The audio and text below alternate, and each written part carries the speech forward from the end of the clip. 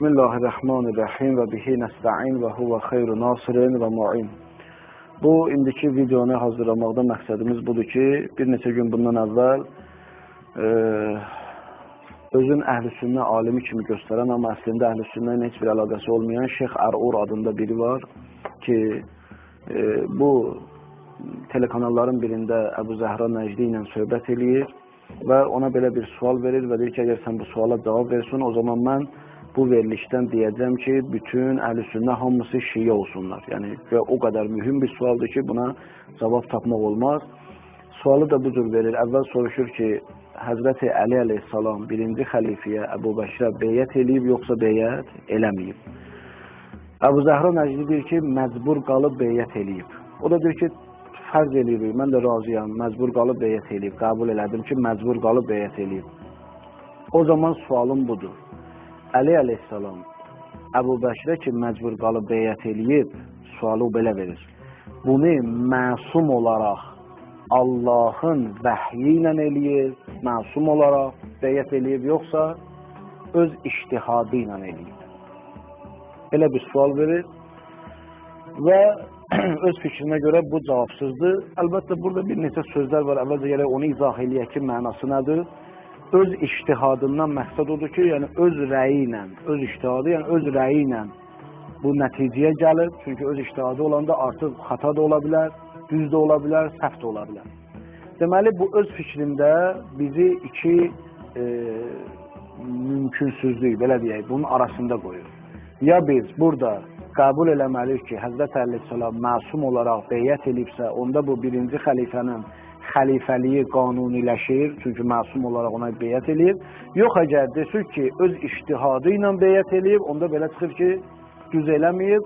Əstəğfirullah, nauzubillah, Həzrəti Əli əleyhissalamın məsumluğu sual altına qalır. Deməli, birinci halda Əbu Bəkrin xəlifəliyi qanuniləşir, ikinci halda Həzrət əleyhissalamın məsumluğu sual altına gəlir. Aydın oldu, qardaşlar? Bunun məqsədi, bunu deməkdə məqsədi budur və orada da kəsilir. İndi Əbu Zəhra Nəcdi cavab verir, verməyib, mənim onunla işim yoxdur. Ancaq mən tanıyıram onu. Gözəl insandır, təqvalıdır, imanlıdır. Amma elmi münazərələrdə, elmi mübahisələrdə çox da qüvvəlidir. Çox da qüvvəlidir. Nəysə, məqsədim burada heç kəsin qüvvəsi olması deməkdir. Məqsədim bu. Sonra Azərbaycanlılar da bunu tərcümə ediblər Azərbaycan dilinə. Başlayırlar, yayırlar ki, güya ya birinci xəlifənin xəlifəliyi qanunudur, ya da Həzrət Əleyhisselamın əstəğfirullah, nauzubillah, məsumluğu sual altınadır. Ona görə bu ki, bu cür videolar ki, yayırlar, istədim ki, biz də onlara cavab verək və görək ki, Həzrət Əleyhisselam məsumdur və eyni zamanda birinci xəlifənin də xəlifəliyi qanuni deyil. Amma necə olur bu, necə izah edilir? Əvvələn, birincisi, əzizlərim, o ki, deyir ki, vəhiyyəndən Həzrəti Əli vəhiy olaraq, Allahdan vəhiy olaraq beyət eləyib, yoxsa yox, əvvələn biz heç birimiz deməmişik ki, Peyğəmbərlərə olan vəhiy imamlara olur. Biz bunu heç vaxtı deməmişik. Düzdür, Allah Quran-ı Kərimdə buyurur ki, biz Musa Peyğəmbərin anasına vəhiy elədik, biz bal arısına vəhiy elədik. Bunlar var Quran-ı Kərimdə, bal arısına vəhiy. Əlbəttə, bu vəhyin lüğəti mənasıdır. Vəhyin lüğəti mənası hər hansı bir qeybdən, hər hansı bir gizlindən, bilmədiyin xəbərin sənə yetişməsidir. Lüğəti mənası budur. Amma istilahi mənada vəhiy yalnız Peyğəmbərlərə aid olar. Cəbrail əleyhissalamın vasitəsilə bu onun istilahi, yəni elmdə olan, kəlam elmində olan izahıdır. İşim yoxdur mənim bundan. Mənim məqsədim odur ki, əvvələn biz heç kəs deməyib ki, Həzrət Əli əleyhissalama vəhiy olur. Biz demişik ki, Həzrət Əli əleyhissalam elmi Həzrət Rəsulullahdan öyrənir və özü də buyurub ki, Həzrət Rəsulullah mənim üçün elmdən 1000 qapı açdı və hər qapıdan da 1000 qapı açılır. Və ondan sonra Allahdan ilham ayrı şeydir, vəhiy ayrı şeydir. Allahdan ilham olar. Və Həzrət Əli əleyhissalamdan məsumdur. Günahsızdır, xətasızdır, eyibsizdir. Bu da bizim əqidəmiz. Ancaq Əbu Bəkrə beyyətinə gəlincə isə, əvvələn beyyət bir nəfərin imamət və rəhbərliyin qəbul eləməkdir. Heç bir tarixi sənəd, əlbəttə tək-tək ola bilsin, orada burada olsun, amma ümumi götürəndə bütün müsəlmanların, bütün İslam alimlərinin kitabında ümumi götürəndə Həzrəti Əli əleyhissalam könüllü olaraq beyyət eləməyib. Könüllü olaraq beyyət, yəni kiminsə rəhbərliyin tanımaq bu olmuyor. Amma 6 aydan sonra xanım Fatimə Zəhranın şəhadətindən sonra, dünyadan köçəndən sonra, indi əlbəttə 75 gün var, 95 gün var, 6 ay. Ən uzağı 6 ay deyə olduğuna görə mən ən uzağını deyirəm. 6 aydan sonra, yəni xanım Zəhra dünyadan köçəndən sonra, şəhid olandan sonra Həzrəti Əli əleyhissalam müarəzədən əl çəkdi. Yəni daha Əbu Bəkrə ki qarşı, onların xəlifəliyinə qarşı, qanuni olmamasına qarşı ki mübarizə aparırdı, danışırdı, müsəlmanları ayıldmaq, oyatmaq istəyirdi. 6 aydan sonra bunu dayandırdı. Yəni ağa sükut elədi, daha bu işlərə qarışmadı. Yaxşı, əgər bunun adına beyyət deyirlərsə, razılıq deyirlərsə, deyirlər sükut razılıq əlamətidir, eybi yoxdur, qəbul edirəm, sükut razılıq əlamətidir. Axı niyə görə Həzrəti Əli əleyhissalam bu xəlifənin, qanuni olmayan xəlifənin xəlifəliyinin qarşısında sükut eləyib? Niyə sükut eləyib? Baxın əzizlərim, bütün müsəlmanlarda belə bir qayda var. Ona deyirlər təqdimul əhəm ələl mühüm. Daha mühümü mühümdən qabağa salmaq. Nə vaxtı bu qaydaya ehtiyacımız olur? Hər bir insana və yaxud müsəlmana eyni vaxtda 2 vacibat yönəlirsə, artıq da ola bilər, amma ən azı 2, 3, 4, 5 də ola bilər. 2 vacibat yönəlir insana, amma onlardan birini icra edə bilirsən. İkisini də eləməyə ixtiyarın yoxdur. O zaman nə eləməlisən? Əlbəttə, imkan varsa hamısını eləmək, hamını insan eləməlidir. Birdən məgər imkanım yoxdur, yalnız birini eləyə bilirəm. O zaman nə eləməliyəm? O zaman daha mühümü mühümdən qabağa salırsan. Misali, namaz vaxtıdır, qonşunun evi yanır. Ya namaz qıla bilərsən, ya onu. İkisini də eyni vaxtda eləyə bilmirsən. Nə eləməlisən burada? Daha mühümü qabağa salırsan. Gedirsən qonşuya kömək eləyirsən. İnsan boğulur çayda, eyni zamanda qəsbi torpaqdan keçməlisən. Qəsbi torpaqdan da keçmək olmaz, insan da boğulur, göz yummaq olmaz. Nə eləməlisən? Daha mühümü qabağa, qəsbi torpaqdan keçirsən və insanı xilas edirsən. Məgər bəzi əhl-i sünnə alimləri deməmişdilər ki, qabaqlarda bütün telekanallar, bütün informasiya vasitələri yaydı bunu. Dedi, əgər bir kişi acından ölərsə, heç nə olmasa, öz arvadını yiyə bilər. Onun dəlili neydi o alimin? Hemen bu qaydaydı. Təqdimul əhəm ələl mühümdir. Bunun nəzərində ya mən ölməliyəm, ya xanım. Çünki adından özüm öləcəm. Əgər onu yeməsə, kişi öləcək. Yesə, kişi qalacaq, arvad öləcək. Nə eləməliyiz? 2 vacibat yönəlib eyni vaxtda birini eləyə bilir, icra eləyə bilir. Nə eləsin? Bunun nəzərində kişi daha mühümdür qadından.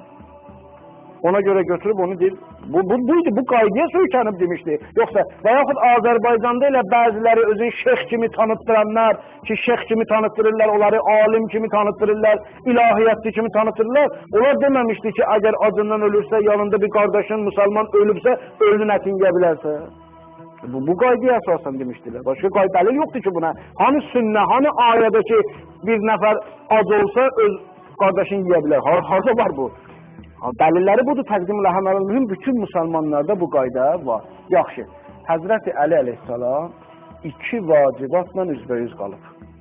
Birinci xəlifəyə beyyət eləməmək, onun xilafəliyinin qarşısında sükut eləməmək, müsəlmanların ixtilaf aralarında qızışması, müsəlmanları ixtilafdan saxlamaq və parçalanıb zəifləməkdən saxlamaq. Bunlardan birini eləyə bilərsən, ikisini də eyni vaxtda eləyə bilmirsən. Həzrət Əleyhisselam nəyi seçir? Daha mühümü. Daha mühüm hansıdır? Müsəlmanları parçalanıb, zəifləmədən xilas eləmək. Nə var? Burada nə var? Aydın oldu əzizlərim. Bir qaranlıq var. Həmən bu qaydanı yadda saxlayır. Təqdimul əhəm ələl mühüm qaydası bütün. Qur'anda Allah deyir ki, özünü təhlükəyə atma. Niyə İmam Hüseyin əleyhissalam özünü təhlükəyə atdı?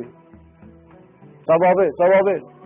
Daha mühümü mühümdən qabağa saldı. Hətta bəzi şəxsiyyətlər kitab yazıblar bu barədə İmam Hüseyin barədə. Peyğəmbər salavatullah yolla gedirdi, gördü Əmmarın atası Yasiri, anasını şəhid eləyirlər. Peyğəmbər salavatullah buyurdu ki, səbrən ya Ali Yasir, səbr eləyin ey Yasir övladları, innə məv'idəkumul cənnə. Cənnətdə görüşərik, vədəviz sizin vədəviz cənnətdir. Yaxşı, niyə Peyğəmbər salavatullah onlara kömək eləmədi? Təqdimul əhəm ələ mühüm, daha mühümü mühümdən, İslamın gələcəyin, inkişafın salır, 2 nəfəri qurban verir. Daha mühümü mühümdən qabağa salır. Niyə Həzrəti Əli əleyhissalam evinə hücum olanda xanım Fatimə-i Zəhra şəhid olanda niyə Əli əleyhissalam səbr elədi?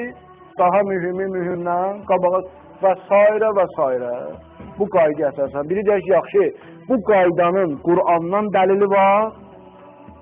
Qur'andan dəlili var bu qaydanın təqdim ələhəm ələl-mühümün, yoxsa sırf əqlidir bu. Çünki bəzi var ki, müsəlmanlar deyirlər, sırf əqli olsa qayda biz qəbul eləmirik. Gərək Qur'andan və sünnədən dəlili olar. Deyərəm ki, bəli, Qur'andan dəlili var. Kəhf surəsinin 71-ci ayətində فَانْتَلَقَا حَتَّى إِذَا رَكِبَا فِي السَّفِينَةِ خَرَقَهَا قَالَ أَخَرَقْتَهَا لِتُغْرِقَ أَهْلَهَا لَقَدْ جِئْتَ شَيْئًا إِمْرًا Allah Teala Kəhf surəsinin 71-ci ayəsində buyurur ki, Musa ilə Xızır elə ki yoldaşlıq edirdilər, bir gəmiyə mindilər. Xızır əleyhissalam gəmidən düşəndə gəmini dəldi, xarab elədi. Qala Musa dedi, əxərəqtəha, sən bunu dəli açdın, bundan xarab elədin. Lituğriqə əhləha, istəyirsən ki, burada olanlar baxsınlar. Ləqəd ci'tə şeyən imrasan, çox pis iş elədin. Yaxşı, sahibinin izni olmadan onun qayığını deşmək olarmı? Xarab eləmək olarmı? Xüsusilə də böyük təhlükə ilə onları üzbəüz qoyursan, başa bilərlər, qərq ola bilərlər. Amma yaxşı, Xızır əleyhissalam bunu niyə eləyir? Cavabına bax. Cavabında buyurur ki, Əmmə səfinətü, 79-cu ayədə, amma o gəmini ki xarab elədin, fəkanət li məsakin, o miskinlərin idi. Yə'məlunə fil bəhər, onlar dənizdə işləyirlər, yəni ruzuları dənizdə balıqçılıqlandır. Fəərəttu ən əibəhə, istədim o gəmini xarab eləyim, eyibli eləyim, və kana vəraəhum məlik.